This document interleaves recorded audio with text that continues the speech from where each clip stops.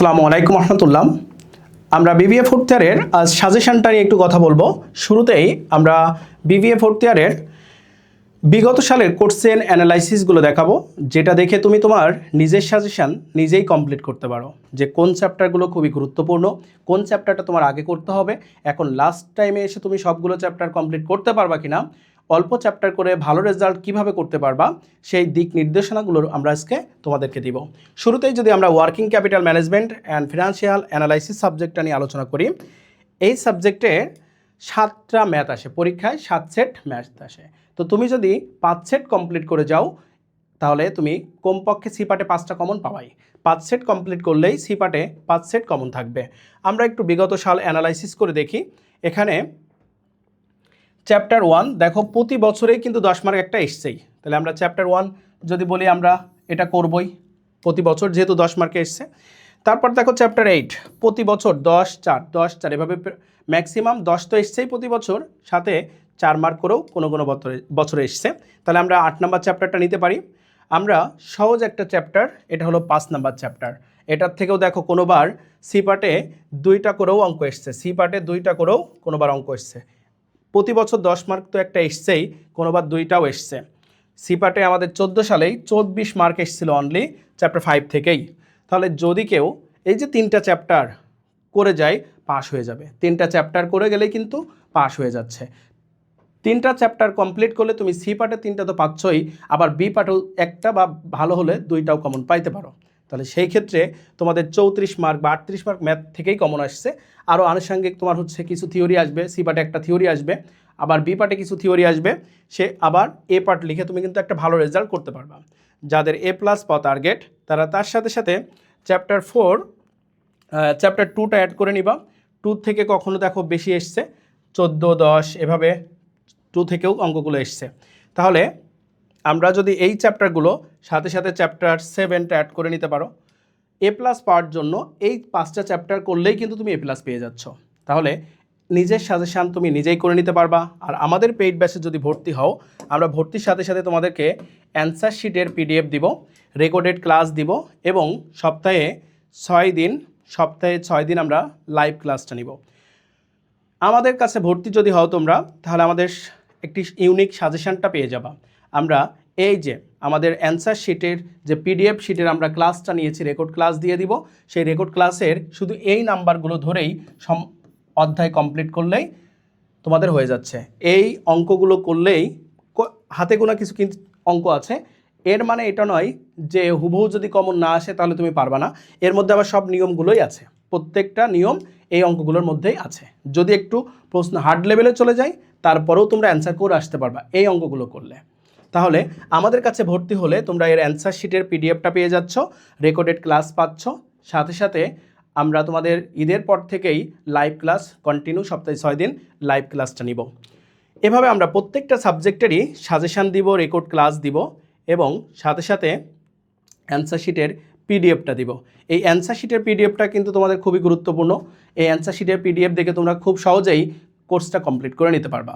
Record class স্লাইডের মাধ্যমে তৈরি করা, যার কারণে অল্প সময়েই তুমি কোর্সটা কমপ্লিট করে নিতে পারবা। সেমভাবে অ্যাকাউন্টিং থিওরি, এই অ্যাকাউন্টিং থিওরির আমি বলবো কোনো চ্যাপ্টার বাদ দিও না, কারণ এর সাথে এটা অ্যাডভান্স 2-র সাথে মিল, অ্যাডভান্স 2 হয়ে যাবে।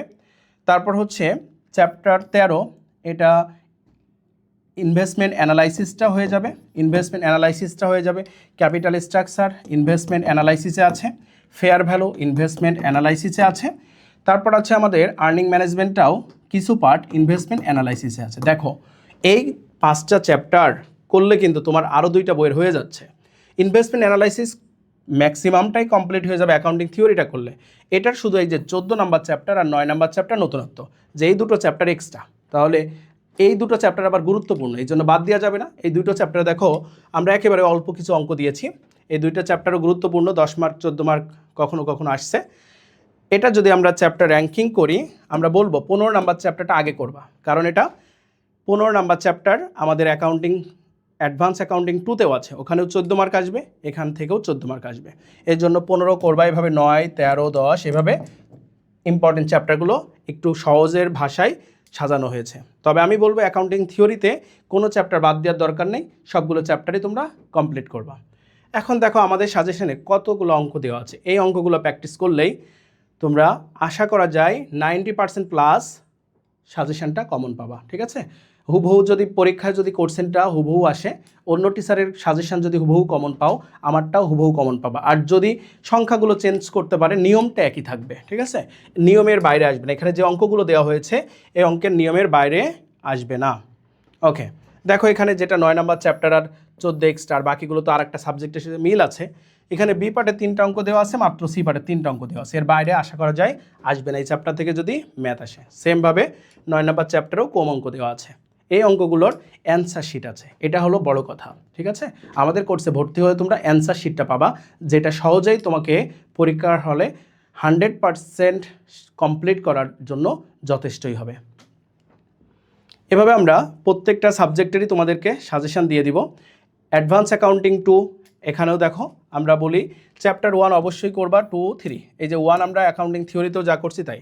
চ্যাপ্টার 11 কেউ যদি এই 4টা চ্যাপ্টার করে অনলি, তার জন্য সি পার্টের 4টা কনফার্ম কমন থাকবে, সি পার্টের 4টা কনফার্ম কমন থাকবে।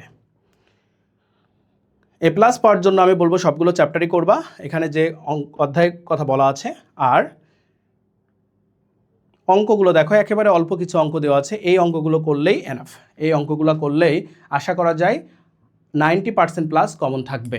প্রশ্ন কঠিন হলেও এর বাইরে যাবে না, শিটটা এভাবেই তৈরি করা হয়েছে।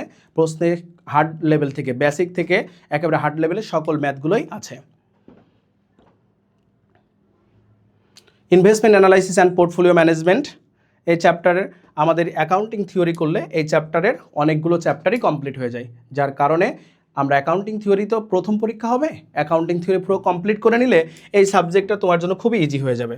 তখন চ্যাপ্টার 8 নতুন একটা চ্যাপ্টার 3, এই দুটো চ্যাপ্টার দেখো একেবারে সামান্য তোমার হচ্ছে একটু কম অঙ্ক আসে এই দুইটা চ্যাপ্টার থেকে। আর বাকি যে চ্যাপ্টার 7 এটা হয়ে যাবে, 6 হয়ে যাবে, এটা হয়ে যাবে। এই 3টা চ্যাপ্টার আমাদের ইনভেস্টমেন্ট অ্যানালাইসিস থেকেই পুরোপুরি কমপ্লিট হয়ে যাবে। ওকে, আমাদের কোর্সে ভর্তি হলে তোমরা পেয়ে যাচ্ছ, কোর্সে ভর্তির সাথে সাথে লাইভ ক্লাস 6 দিন হবে, স্লাইড শো প্রেজেন্টেশন, আমাদের ক্লাসগুলো স্লাইডের মাধ্যমে হবে, কম সময়ে অনেক অঙ্ক সমাধান করা যায়। রেকর্ডেড ক্লাস তো ভর্তির সাথে সাথে পেয়ে যাবা, লেকচার শিটটা উত্তর সহ দিয়ে দিব।